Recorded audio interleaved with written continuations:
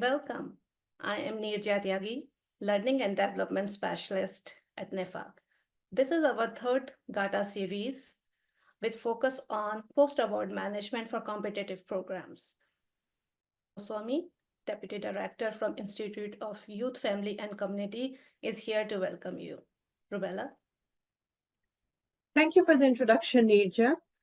On behalf of NIFA leadership, I would like to welcome you all to today's webinar as part of our Grant Applicant Awardee Technical Assistance sessions that we fondly call GATA.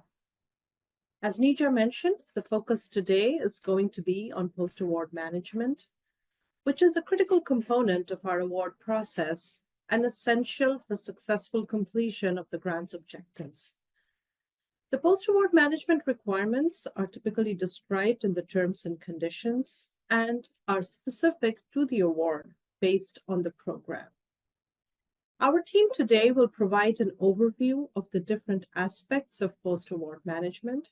Some of the things to be covered will include amendments to the award, no-cost extension, reporting, and NIFA acknowledgements.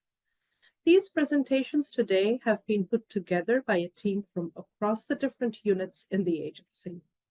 And although they focus mostly on programmatic post-award management, many of the staff from our Office of Grants and Financial Management and our Planning and Accountability and Reporting team have actually helped review and prepare this presentation.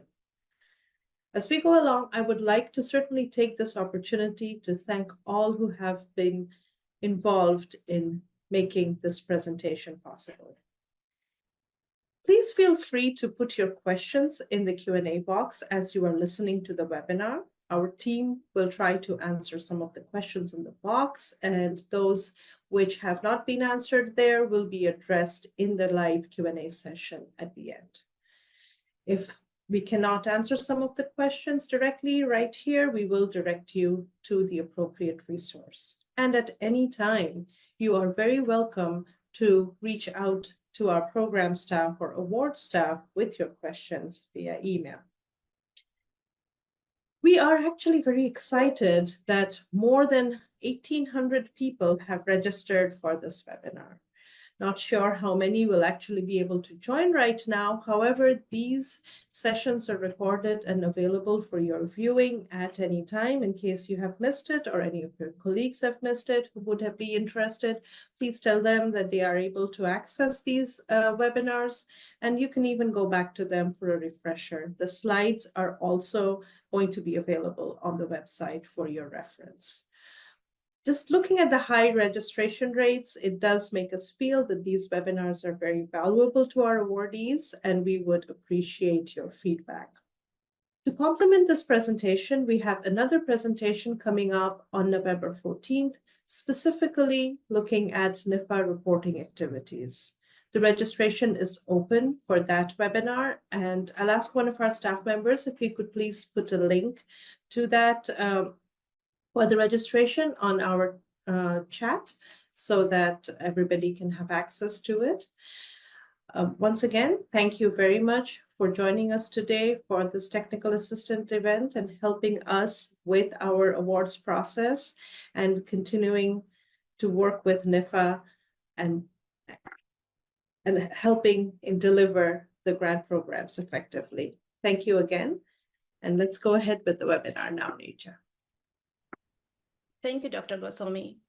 I'll be the moderator today. And as Dr. Goswami mentioned, we have a panel of experts representing different units from NIFA. They're here to present and answer any questions that you may have. Before we begin, we have a few things to consider. The presentation is being recorded and will be available on our website. It may take us up to a week to process the recording and post it, so please be patient.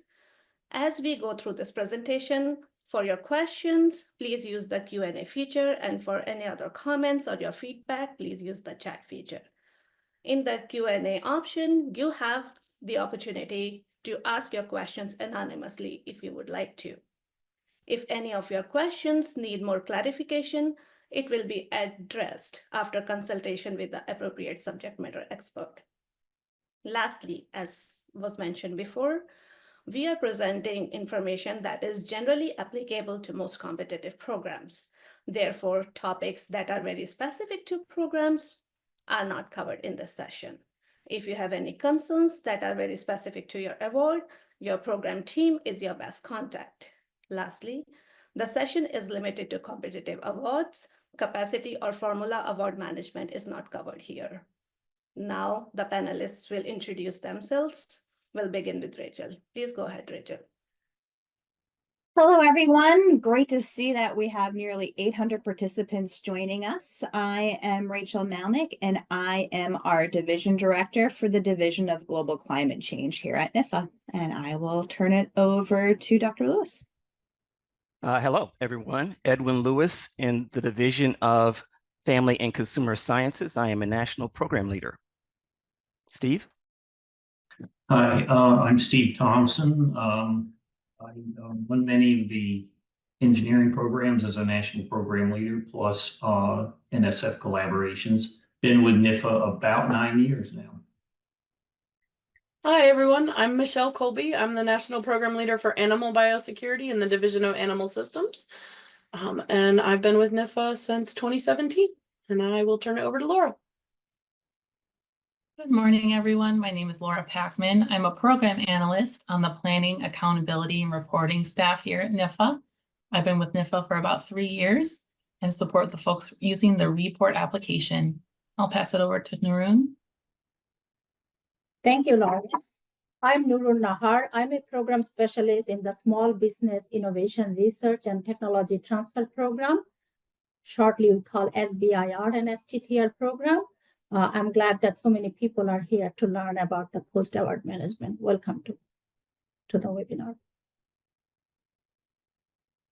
I'm going to pass to Olivia Kwong. Hello, I'm Olivia Kwong. I'm a program analyst with the Planning, Accountability, and Reporting staff. I am going to be here watching for questions in the Q&A. Laura? Hello, my name is Laura Hambrecht, and I am a grants management specialist, also here helping with the Q&A. Hello again. I'm Neerja Tyagi, Learning and Development Specialist in the Office of Director. I pass it on to Rebecca. Good morning or good afternoon. My name is Rebecca Hansen, and I am a program specialist in the Institute of Food Production and Sustainability, Division of Ag Systems. And I will pass it over to Lynn.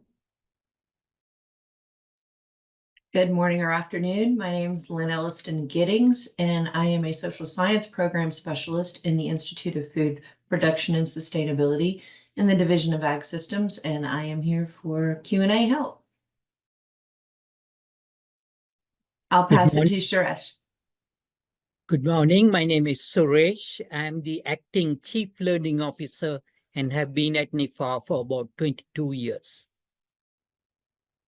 Back to Neerja. Thank you, everyone. And now we'll begin with the presentation. Rachel, please go ahead. Hi, so we're going to go ahead and start out, just give an idea of the different acronyms. We tend to be very abbreviation heavy in the federal government. Really, for the purpose of this presentation, want to focus on the green box, because these are different abbreviations that we use very frequently when talking about post-award management. So National Program Leader I've seen has been used in the chat already. That is the person who leads our program, sometimes called a program director at other agencies. But what we really want to talk about is the project director, who is the primary applicant on the award or the person leading the award. So you'll hear that term used quite a bit.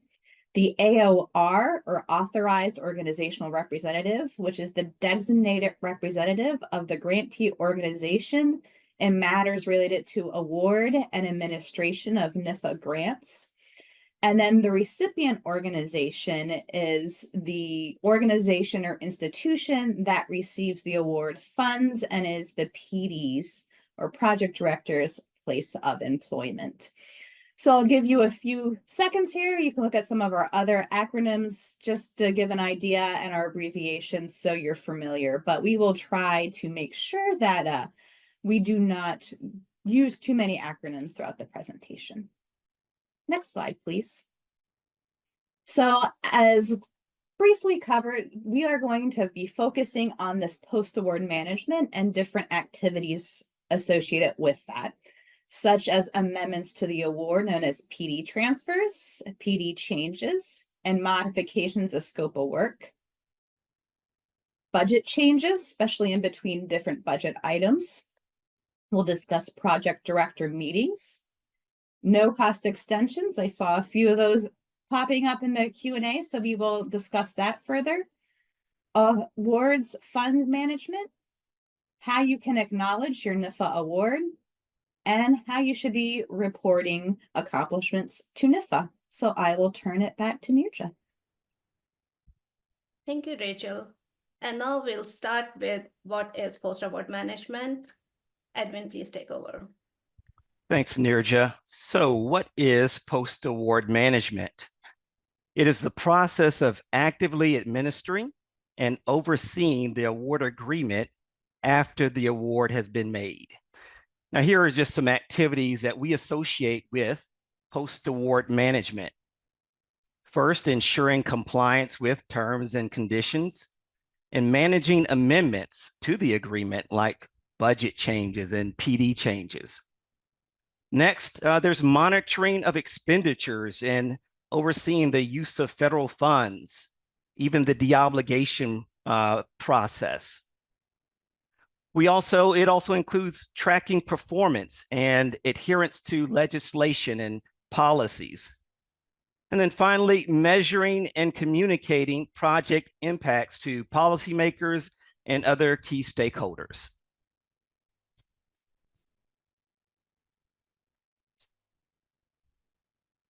So, who are NIFA recipients? NIFA awards are made to organizations where the PD is employed. Now, that could include education or research organizations, government agencies, nonprofit or for-profit business entities, and even individuals. So you might have heard your award is specific to you, and so are your award terms and conditions. Well, that's because you have different eligibilities for different programs. Additionally, different types of organizations may be eligible to apply for the same program. Now, if you're employed at a university, your award is made to the university. And if you're employed at a small business, the award is made to that small business. Remember this as we move forward. I also want you to note that if a PD changes employment, again, the award belongs to the institution. So the ability to transfer an award with a PD is tied to the eligibility of the new institution. Back to you, Nirja. Thank you, Edwin. And with that introduction, we will dive into our first topic under post-award management, that is amendments to the award. We will cover PD transfer, PD change, and modifications in scope of work.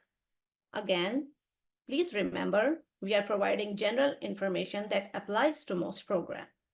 We will not discuss anything specific to a program, and Steve will present on this topic. Steve, please take over. Thank you, Nirja. We're going to talk now about transferring a grant between institutions. Next. So this is a simple flow chart, which gives you an idea of the process. The original recipient agrees to relinquish the award. New organization can take the award, but in either case, the institutions can disagree. Now, the second option is rare, where they will not, new institution will not take the award. However, there could be some eligibility issues. So the NPL will be the final say on whether to approve the transfer. Next. So here's some criteria the NPL may use. If there are some legislative roadblocks, since I've been with NIFA, I have not seen that, but it can happen. Duration of the award, that could be an issue too. The third one here is very important, eligibility of the new organization to receive the award. For example, if an award is given to a strengthening organization, and funded through the phase budget from the year of application. At the year of application, it can only be moved to another strengthening organization. This is an important one also, capacity of the new organization to continue the project. And also, possible changes in scope and the goals due to the transfer. Next. So here are some steps. Please do this. Notify the NPL as early as you can. You may have some particular issues that need to be addressed, and the NPL in concert with the program specialist will work with you on the transfer. Check with your original recipient organization about relinquishing the award, and check with your new organization about accepting the award. And so once all parties agree on the award transfer, there are procedures that need to be followed. So we will, in our emails to you, we will specify this, but I'm going to summarize here. The relinquishing letter from the original recipient needs to have the award number, date of transfer, and the end date for the award at the recipient organization.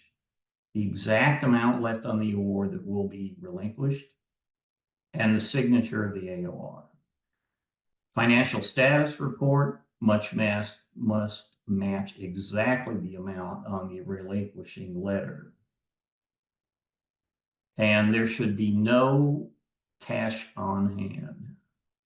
Make sure that a final progress report documenting progress is entered into the REE port system. Next. The new SF 424 will be required for the new organization. That's an acronym that most of you know, but it's the application for federal assistance cover page. New budget and budget justification must match the exact amount. From the co-PD, the PD and the co-PD, current and pending support form, and this is important, an updated CV. Don't use the old one because there will be new information on your CV. Project narrative that covers the work to be completed with the same objectives as outlined in the original award. And then anything required for the Institutional Review Board for Human Subjects, or IACUC, which stands for Institutional Animal Care and Use Committee. Next. Okay, thank you. Thank you, Steve. And now we move on to the next topic under the amendments to the award, PD change. In simple terms, a new person will be needed to lead the project. Rachel will elaborate on this. Rachel, please take over. Great. Thank you. So a PD or change, or a project director change, is when there is a need to change the project director of the award. I've seen this happen frequently due to retirement, would be a very common reason for this. So there are two different options at the recipient organization when they're looking to change their project director. If the project director has left to take another position or retired, option one would be that a co-project director or a co-applicant who is employed by the original recipient organization is able and willing to take the projects, then we would be able to go ahead and have a letter of intent to serve as the PD, submit it by the AOR, the organization, to NIFA, and then get a revised current and pending form for the person who'll be taking over as project director. So that's option one. Another option is that if there's no co-PD or co-applicant at the organization, they can nominate someone with expertise relevant to the project. And again, they will need to submit their letter of intent to serve as the PD, a current and pending form, but also a bio sketch, because we would not have that with the original application. The big thing to remember when discussing this is the award is made to the organization. So the recipient organization can nominate someone to take lead for the project. Next slide, please. So another situation that may arise is if no one at the recipient organization is available and willing to take lead of the award, co-applicants from a different organization may be given the charge to lead the award. In this case, the recipient organization will relinquish the funds and then actually do the PD transfer and the PD change at the same time, meaning the award will be transferred to a new organization as well as have the project director changed. So for PD transfer, we've already explained how to do that. For a PD change, similar to the previous slide, a letter of intent needs to be submitted on official letterhead signed by the AOR. The new organization will need a bio sketch and a current and pending support form. If an acceptable PD replacement is not found, another option is that the award will be closed and the remaining funds will be de-obligated. So next slide, and I will turn it back to Nirja. Thank you, Rachel. Modification in the scope of work is the third topic under the amendments to the award. Pre-approval is required for this, and Michelle will present on this topic. Michelle? Thank you, Nirja. Next slide. Oh, no, stay on this slide. For modifications to the scope of work of a project, the project director would need to submit a request on official letterhead, and this must be signed by the AOR. The letter should reference the award number, project expiration date, and PD name, and include a discussion of the original objectives and the proposed changes in scope and the reasons for that change. The letter should be sent in PDF format to awards@usda.gov. And it's always a good idea to keep your national program leader in the loop, typically by discussing your proposed changes with them first to ensure they remain aligned with the program goals, as well as he's seeing them when you send in your request by email. Either way, they do need to approve the changes before they are officially processed by NIFA's Awards Management Division. Next slide. Thank you, Michelle. And now we are done with amendments to the award and we'll brief on budget changes. Michelle will continue. When considering your approach to budget change requests, you should consult 2 CFR 200.308 as well as the terms and conditions of your specific award. While some changes, such as moving funds within the same budget category based on the pre-approved matrix, can be made at the organizational level and do not require pre-approval from NIFA, you should still notify your national program leader that the changes have been made to the budget. Some specific changes that do require pre-approval from NIFA are listed on the right-hand side of the slide and include things such as key personnel changes, such as the PD and the co-PD, circumstances when the project director's effort is reduced by 25% or more, or if there are specific requirements mentioned in the RFA or terms and conditions. For example, with SBIR, the terms and conditions specifically require NIFA prior approval for subawards of any size, as well as for changes in approved cost sharing or matching. This is not an exhaustive list, so when in doubt, feel free to contact awards@usda.gov. Next slide. So as with modifications to the scope of work of a project, the project director will need to submit budget change requests on official letterhead, and this must be signed by the AOR and should be sent in PDF format to awards@usda.gov. The letter should reference the award number, project expiration date, and PD name, and include the revised budget and budget justification. Again, remember to keep your national program leader in the loop, as they will need to approve the changes before they are officially processed by NIFA's Award Management Division. Next slide. Thank you, Michelle. Next, we dive into the topic of PD meetings, and we will hear from Steve. Thank you, Neerja. We are, I should say, highly emphasizing the use of PD meetings now, where those of you who've been around a long time, in the distant past, this was kind of spotted, you know, as to whether we, different programs would do it, some did not. But we are encouraging that now across the board. So the purpose of these PD meetings are to provide programmatic updates on project progress, provide input on the program portfolio, foster mutual learning, and this is very important, promote networking and collaboration, and of course, advancing science. So each PD needs to attend these meetings as specified in the terms of conditions. And these can have different forms. They can be virtual. We prefer some type of on-site meeting if possible. At NIFA offices, connected with the Scientific Society Conference, partnering with other agencies, or at a PD's organization. This last one, we have done a lot. 2 or more programs can combine PD meetings if needed. Next. Some potential activities, presentations by PDs who have something to say, you know, near the end of their projects. Speed talks by newly awarded PDs so everyone can see what's coming down.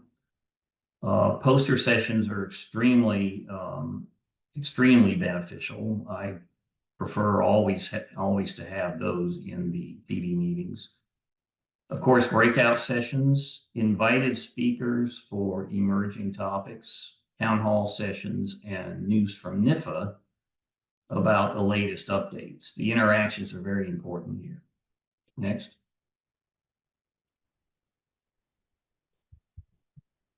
Thank you.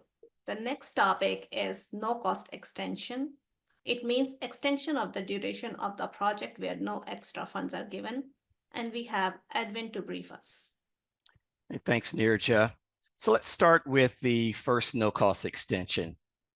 Each program has a statutory time limit that's set by Congress. NIFA cannot extend beyond that time period. Funds left in that after that statutory time period is actually returned to Treasury. So here are key points to remember about the first no-cost extension. The first no-cost extension is administrative, which means it does not require official NIFA prior approval, but it is approved in accordance with 2 CFR 200.308E2. Now, although it does not require NIFA prior approval, the PD and AOR must notify NIFA during the last year of the project in order to exercise their authority to extend the period of performance up to 12 additional months. So here's some additional requirements. All the reporting for the award must be up to date. The extension must be done within the statutory time period. Notification must be provided to NIFA on official letterhead. It must be submitted in PDF format and submitted to the awards@usda.gov email box. And it has to be done no later than 10 days before the end of the period of performance. Now, once NIFA processes that first NCE, we'll issue a revised notice of award with the updated period of performance information.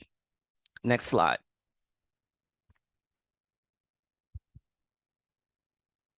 Now, although the first no-cost extension is administrative, there are still a few reasons why NIFA may reject that NCE. First, if the award is already at the end of the statutory time limit. And here's an example. If the program's statutory time limit is 5 years and your project's original award was for a duration of 5 years, a no-cost extension will not be granted. Now, on the other hand, if the original award was granted for a duration of 4 years, one no-cost extension may be granted, provided all the other conditions are met. Here are a few other reasons why that first no-cost extension might be rejected. There may be agency-specific requirements on that award that prohibits no-cost extensions. Or the extension might require additional funds in order to move forward. And then finally, the extension might involve changes to approved project objectives or scope of work, and that's problematic because those type of changes do require NIFA prior approval.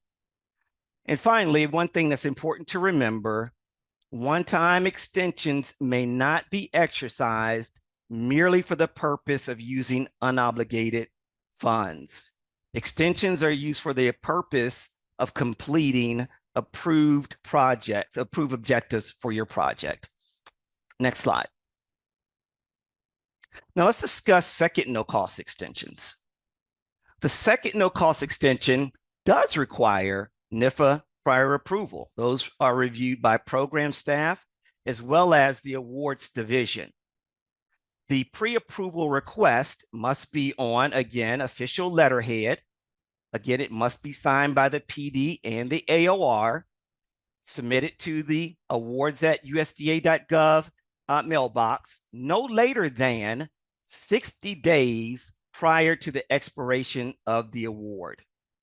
Now, when you're preparing that request, here's some things that you must include and keep in mind.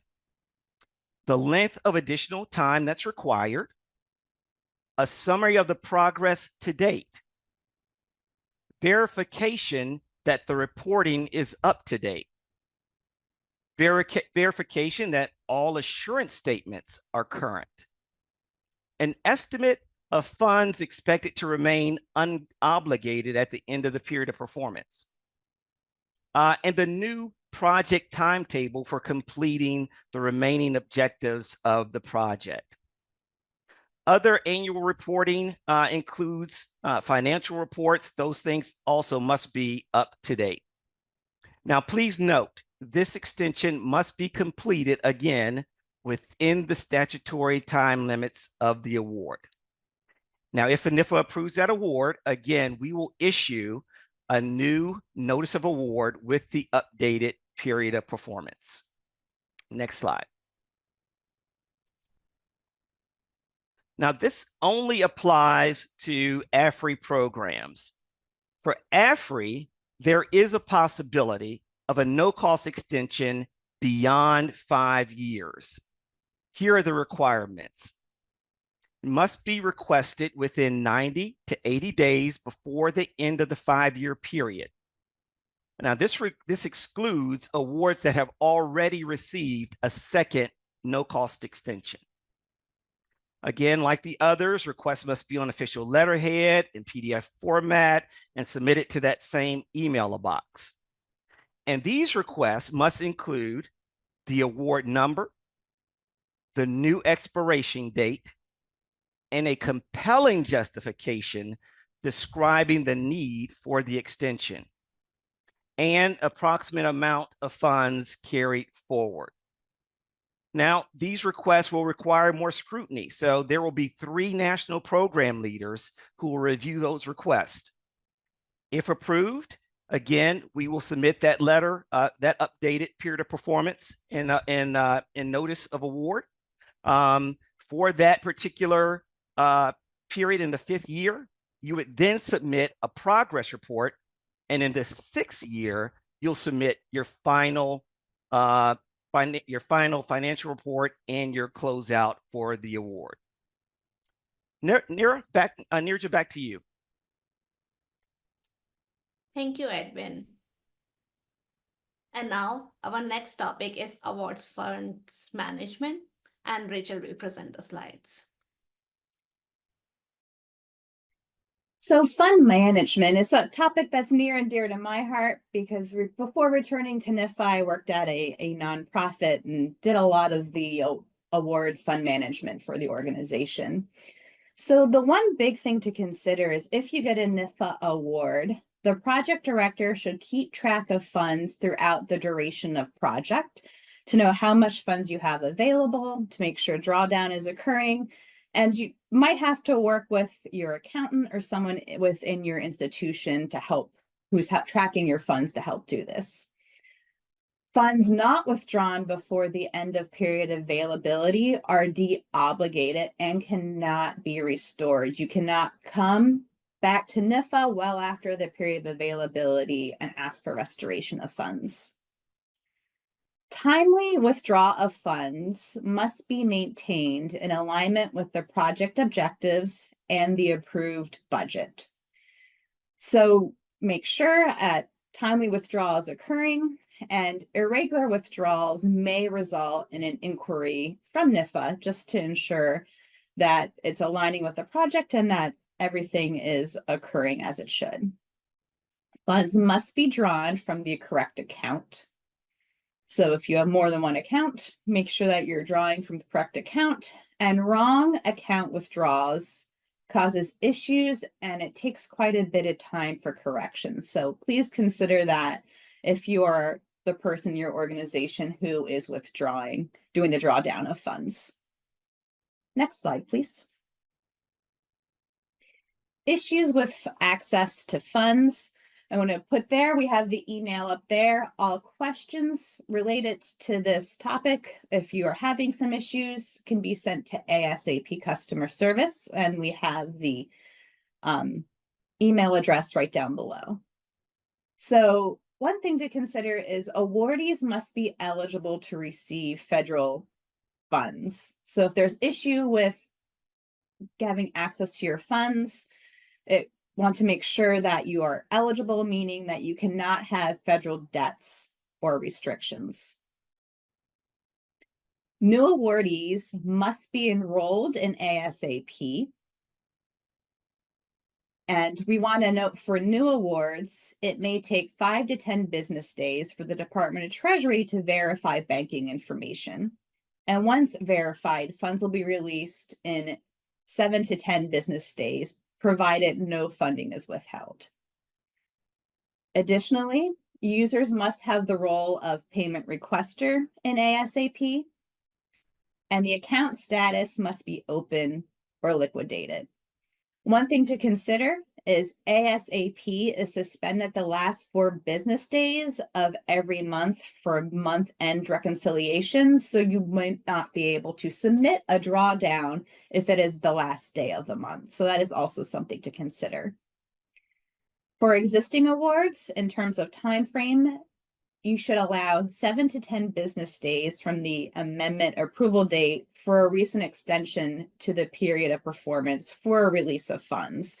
So just to give everyone a heads up, sometimes the access could be that it's the issues with access could be due to it being suspended the last 4 business days, or because there is a little issue with making sure, not really issue, but you want to make sure that you have a time delay from verification and just to be able to get the business processes in place. But if you do have any issues with ASAP, the customer service email is right there.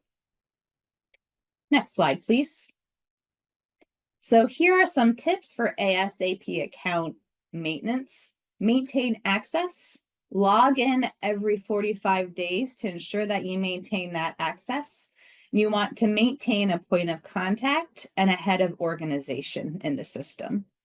Recommend having 2 points of contact, in particular if someone is out on leave or might have a situation where they need to step away for a period of time. So you should use the first in, first out accounting practice. Another tip is withdraw funds before 120 days after the end of the award. It's great to initiate drawdowns on a regular basis. And one thing to always consider is ensuring that your SAM.gov registry stays active so that you can receive federal funding. So at that, I will turn it back to Nirja. Thank you, Rachel. Grantees must acknowledge the support provided by NIFA. Learn more about it from Michelle. Thanks, Nirja. Acknowledgement of funding source is required for compliance with 2 CFR 415 and applies to all the items listed on this slide, from published scientific articles to interviews and social media posts. Next slide.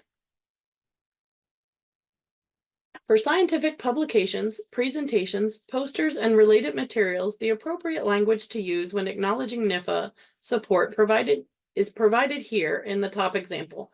Make sure to use the full program name or program names if your work is supported by multiple NIFA awards and all relevant award numbers. If you are unsure of the full program name, check with your national program leader.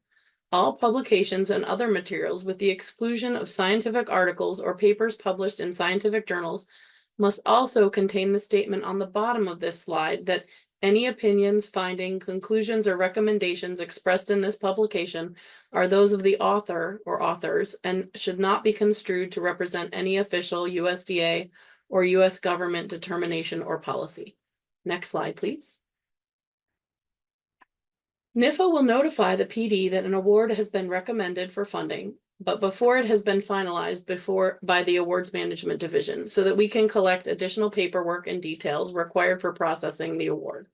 These recommended awards are not final and should not be announced in any manner, press release, newsletter, press interviews, web or social media, by a grantee until they are officially and publicly announced by NIFA.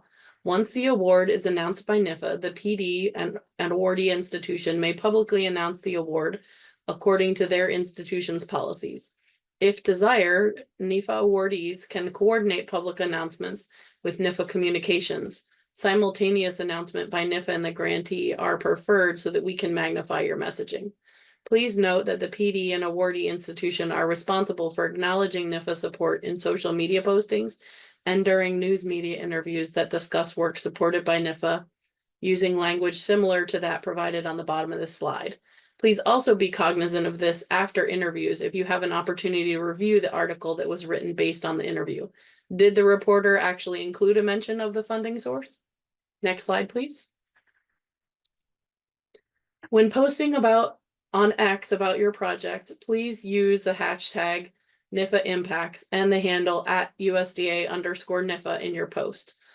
You can also find NIFA's official identifier on the webpage provided here in the second bullet. Someone will also be posting it in the chat as well. For an example, you can just look at the top left corner of the slide and you'll find it there. If you see any logos with a hand holding a globe, those are old. Please do not use them in your materials. This official NIFA identifier should be used in your publications, posters, websites, and presentations resulting from your NIFA awards. The webpage provides the identifier in several formats, color modes, and resolutions, so you should be able to find what you need for your specific purpose. If not, you can contact NIFA Communications at the email on this slide with questions or for more information. Next slide, please. NIFA supports students and new faculty through many programs, and we encourage all of our awardees, but especially those that are new to NIFA funding, to learn about the history and purpose of the land grant program, and specifically the name and purpose of the grant program that funded their training. We encourage you to share these opportunities with other students and early career professionals so that they can consider exploring the benefits of these programs for themselves. And again, you can contact NIFA Communications at the email on this slide for more information. And next slide, I believe I'll be turning it back to Nirja.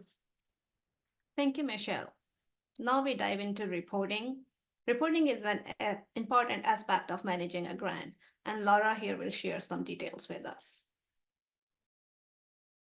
Good morning, everybody. First, we're going to cover technical reports. Next slide. There are two kinds of technical reports that are required for all competitive grant programs that are administered by NIFA.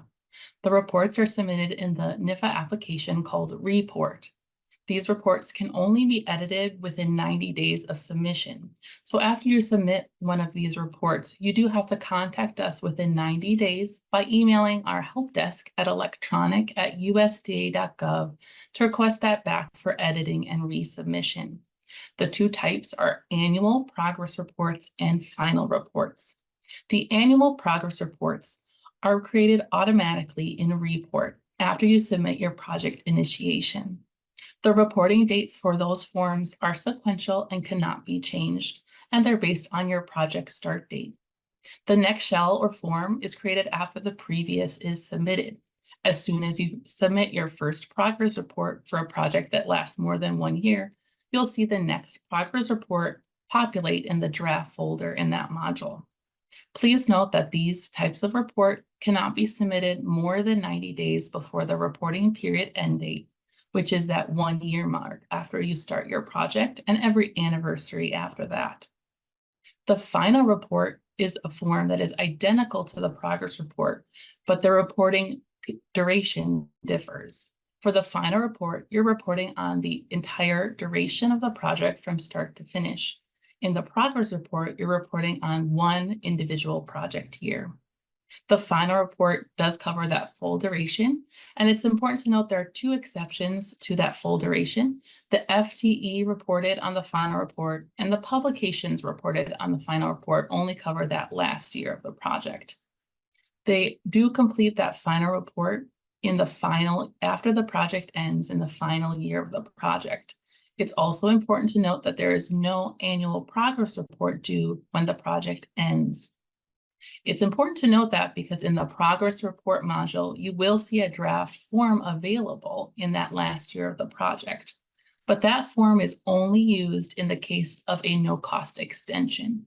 If you're not receiving a no-cost extension and your project ends, you only submit that final report and leave that last progress report form in the draft folder.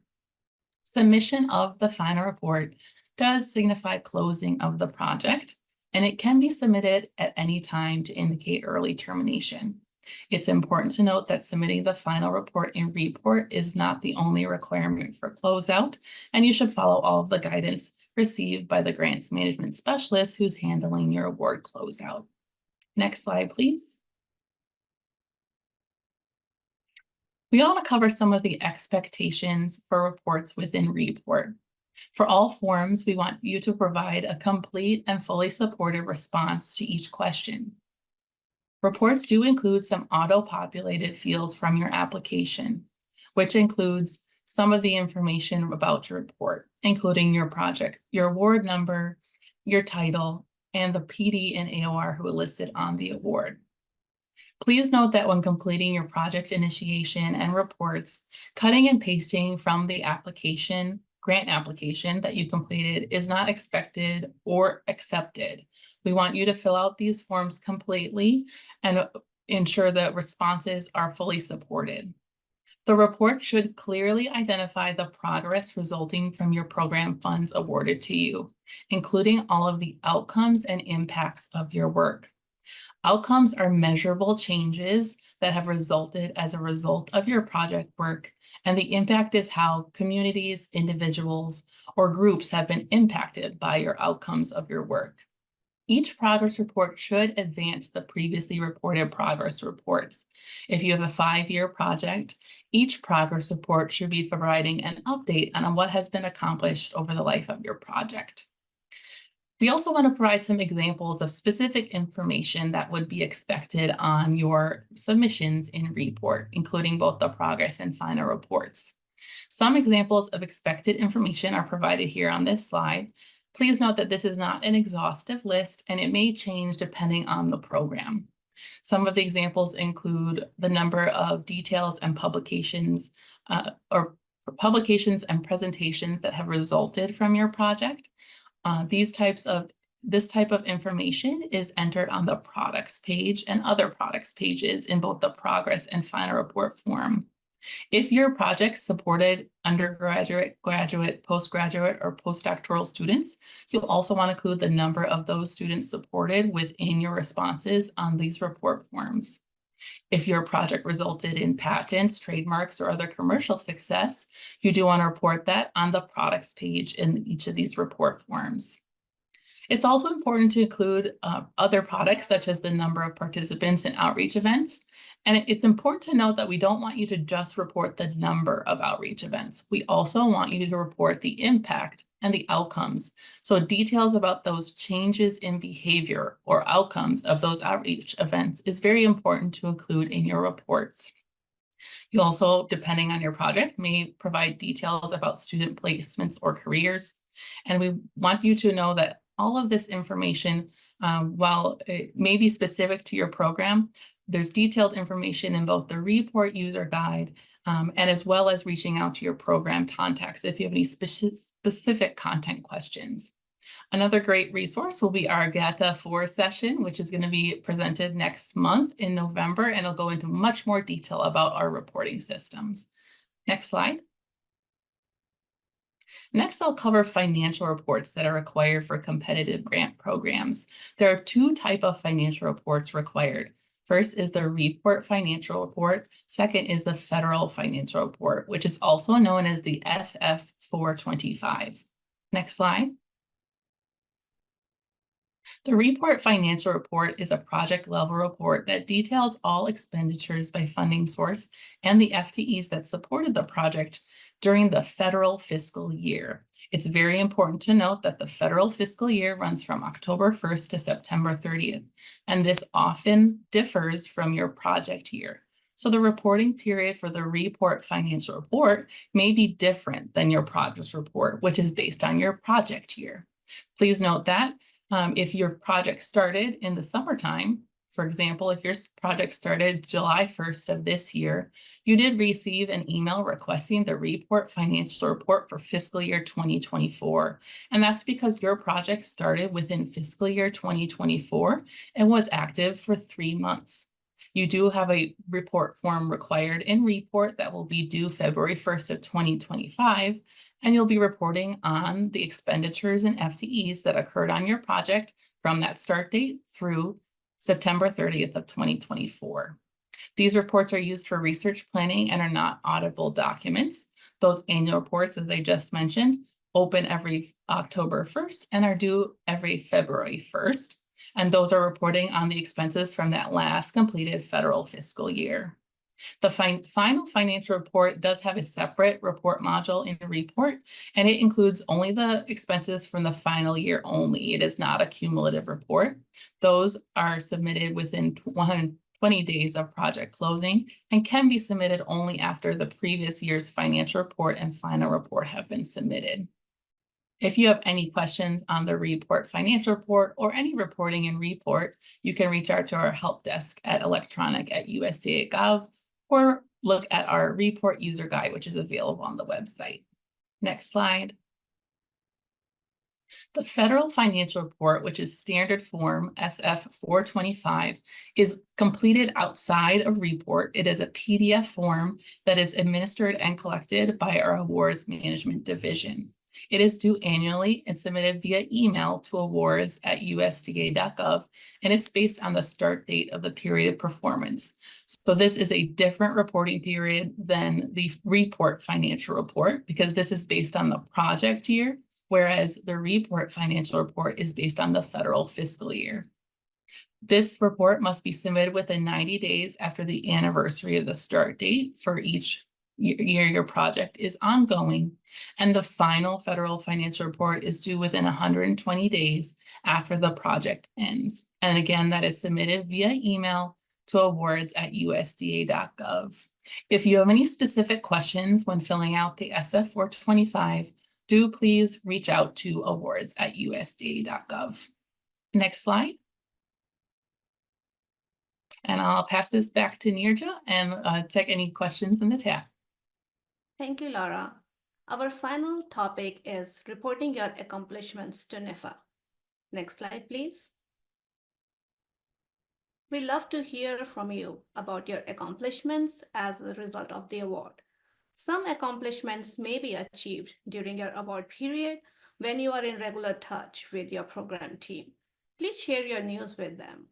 You may also reach out to NIFA Communications team on the address given here. You can add your accomplishments to your progress reports and share some clippings with us. You may see accomplishments from your projects long after it has ended. There is no longer a report to be submitted, but you can share your news via program or communications team. Next slide, please. With this, our main presentation has ended. The team is looking at the questions submitted and will respond verbally or has already answered through Q&A feature. I will share some additional information with you shortly. We are also launching a poll. The poll has 4 questions. It will be open for the duration of the Q&A session. We would like you to please answer these questions because they help us build our future sessions. And if you have any suggestions on the topics you would like to cover in the future, please use chat feature or the Zoom to suggest additional topics or any other comments that you have that are outside the poll. You can also email us at adminopsteam.nifa@usda.gov. The address is posted in the chat. Now, we would like to share some regulation and guideline resources that you can consult if you need any detailed information about NIFA policies related to grants. Next slide, please. As Laura mentioned, our next GATA session is on NIFA reporting activities. The link is shared in the chat. Please register and submit questions. We can include them in the presentation.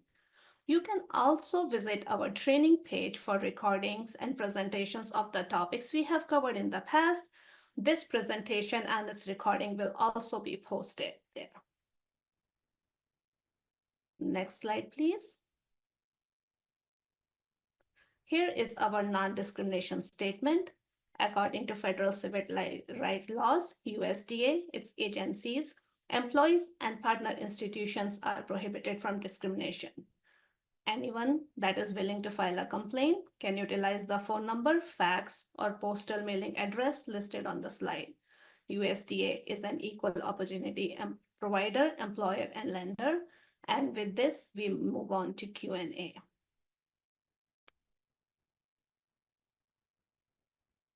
I see that we have several questions that are answered.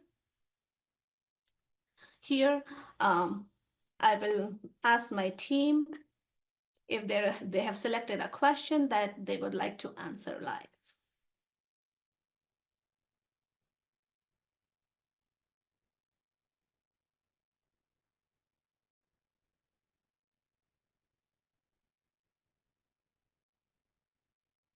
We have one question on no cost extension that has been answered, but we can address it live too. How long does it take to be typically notified if a no cost extension has been approved? Laura Hambrecht, can you please come live and answer it? Hi, sure. Yeah, so there's no typical timeline for how long it takes to get a no-cost extension approved and processed. But typically, once we have all the information that's required and we can process all of our internal documents, once that is approved and awarded in our system, the project director and the authorized representative that are listed on the award get a automatic notification from our system, I think the next day. And so if you have been in contact with your NPL and your administrative contact, and you know you've submitted everything that has been required of you, go ahead and just check in with us and see where we are in the process. Because once you've submitted everything, it should be a pretty quick turnaround.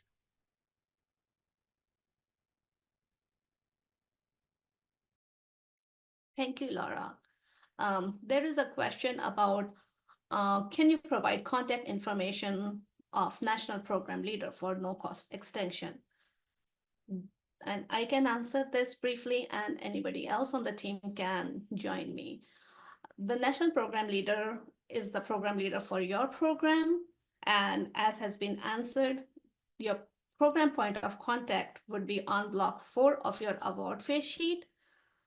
You can also look for the national program leader of your program on our website, either on the program page or visiting the funding opportunity page where the contact information of the program is listed. Anybody from the program team, would they like to suggest any other options? No, I think those are the best options. You could even, if you have a relatively new award, you can go back to your email in which you were notified, and that will be the program leader who sent the email.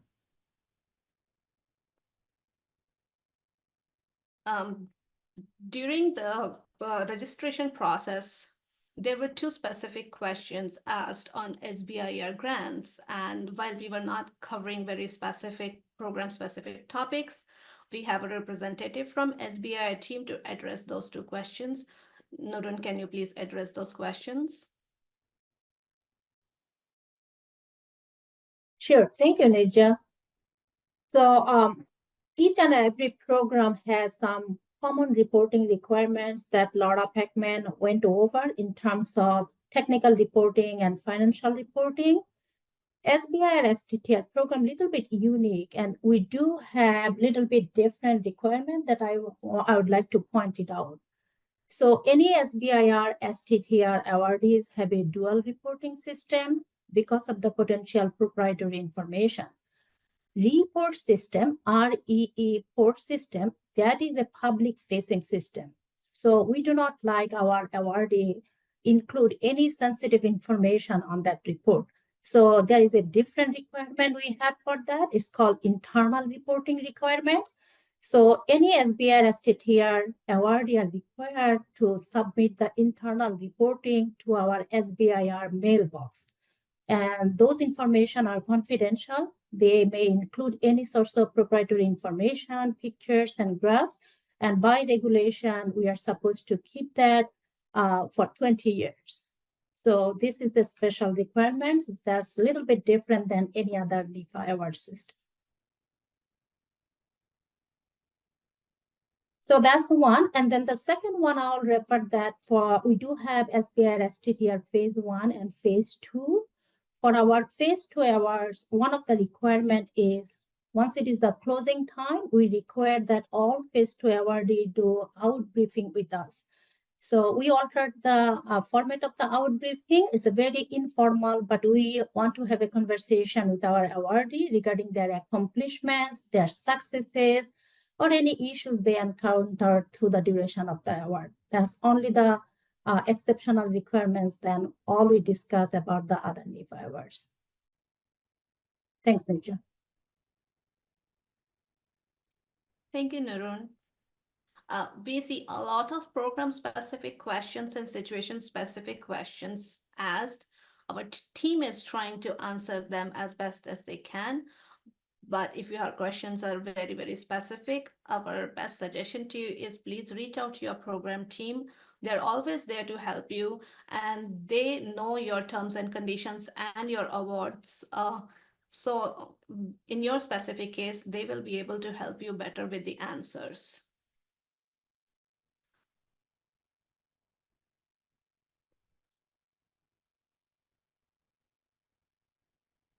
There is a question: if the original organization does not want to relinquish the award for transfer of PD, what are the options? Example, from nonprofit to a company. Olivia has answered the question, but Olivia, can you please come live and answer it for everybody? Sorry, could you repeat the question? If the original organization does not want to relinquish the transfer, the award for transfer of PD, what are the options? Example, from nonprofit to a company. So if the original organization will not relinquish the award to the organization or company or wherever the PD is moving to, the options are, there's 2 options. First of all, if you can find a new project director that the national program leader who is in charge of your award, they need to approve of that new project director as being able to take over the award with the correct technical expertise or subject matter expertise. That would be something that you would need to discuss with the national program leader. If a suitable approved replacement project director cannot be found, you will need to relinquish the remaining funds of the award back to NIFA, and the award cannot continue. Thank you, Olivia. There is a question about does NIFA has a format or download template for BioSketch? While we don't have a template, but Rachel to explain what are we looking in a BioSketch. Rachel, please answer this question. Yeah, absolutely. A BioSketch is another word for a resume or a CV, not the full length, as some academics have 20, 40-page CVs. But the goal of the BioSketch is during the panel review process is that the panelists can look over the BioSketch to determine if the team proposed has the expertise necessary to complete the work proposed. So that is the big thing to think about when preparing your BioSketch. If you need an economist and you say, you know, the co-PD acts as an economist, their BioSketch should indicate that they have the expertise to complete that work.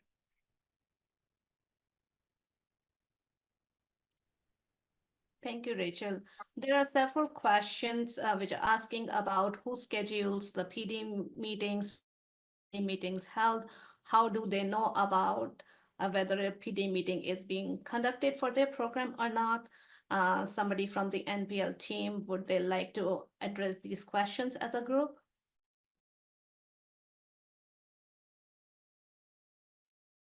I'm happy to start off with this. There's a couple of questions about when is the PD meeting occurring. NIFA does not host just one project director meeting. Project director meetings are hosted by program.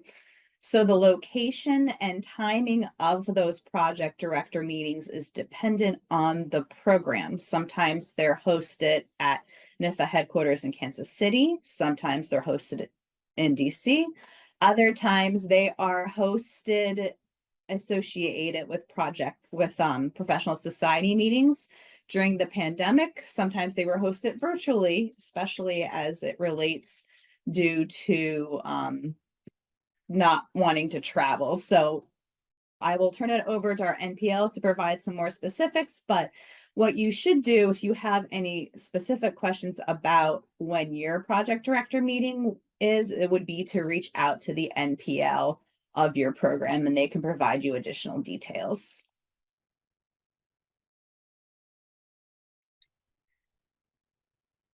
So I'll chime in. I think Rachel summarized it very well. It's up to each individual NPL or NPLs, depending on how many NPLs are involved in a program, to reach out to their awardees about the project directors meeting. So you should hear directly from your national program leader or leaders about the project directors meeting, whether they're virtual or in person, be it in person in Kansas City or DC or at another scientific meeting. And if it's been over a year since you've had your award, it may be that some PDs are not required to go for the first year of their award, but they are definitely required in the second year of their award. But if you haven't heard and you're curious, feel free to reach out to your national program leader. We're not scary. We don't bite. We want you to contact us. So if you have questions, ask us. We're right there on your award face sheet. Hopefully you've heard from us other than as a random email on your award face sheet. But do feel free to reach out to us with your questions. That's what we're there for. Thank you, Michelle. I would like to clarify the PD meeting for SBIR STTR program. PD meeting is not a requirement for SBIR STTR program. So if there is any awardee who did not hear from us regarding PD meeting, because we do not do that. However, sometimes we combine with other program and invite some PD for our PD meeting, very rare. Sometimes biotechnology, biomanufacturing, those awards should be combined and do some sorts of PD meeting. But in general, SBIR STTR program does not require to have any PD meeting.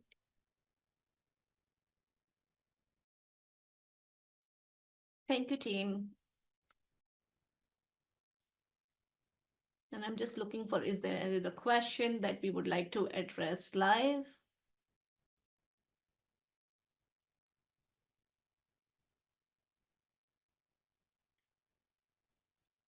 Neerja, I addressed a couple questions that were specific to individuals that I might want to just cover. Just wanted to note that if your project started in the summertime and you received a request for a financial report on October 1st of this year, that report should cover the expenditures and FTEs that occurred on your project only in fiscal year 2024. So it'll be from the start date of your project through September 30th. If for some reason you have not yet drawn down funds and have no expenses for your project, for example, if you started September 1st or September 15th, you do still need to submit that report and report.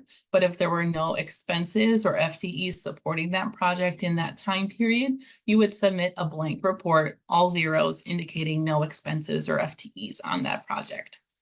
Thanks. Thank you, Laura. And there are again several questions being asked about how to access the presentation and the recording. I have posted the link in the chat. Please save that link, and all our activities related to GATA session are posted here. The recording will be processed and will be available by next week. And if you have other questions that you would like, the team is here. Please put in the questions in the Q&A feature. We'll keep the session live for another 5 minutes. And if you can also reach out to us via admin ops email, I will again put that in the chat so that people have ready access to it. Then please reach out to us with any other suggestions that you may have for our future topics. We will try to assemble the best information we can for you and deliver in the same format as we are delivering it today. Again, a question is asked for the video link. We just posted our website where this video will be posted. We are required to make our videos 508 compliance before we post them, and we will have to process the video. So we'll post it next week after necessary changes have been made to the video recordings. The question is asked with the contents from Q&A box will also be shared. There is a lot of good information here. We will try to create FAQs with the general questions that are being asked and attach it to the same place where we'll put the presentation and the recordings, but that will take longer than next week. Neerja, I can answer one question regarding TABA funds. Okay. So there was a general question, wanted to know if they can apply for technology and business assistance funds after the application. To answer this question, it depends on which phase you are talking about. If you are applying for phase 1 and forgot to ask for TABA funds, you still can do that. We allow for phase 1 applicants and awardee to incorporate the TABA funds. However, for phase 2, if you have not applied in your application for phase 2, we do not allow the TABA funds, additional TABA funds. So phase 1, yes, phase 2, no. Thank you. Thank you, Nuran. We also provide the link to our training page in the chat, and our upcoming events are always posted on this training page along with other wonderful resources for you. So please keep this as a bookmark and visit this page often. With this, we'll close today's presentation. Thank you all for attending. Hope to see every one of you in November. Thank you.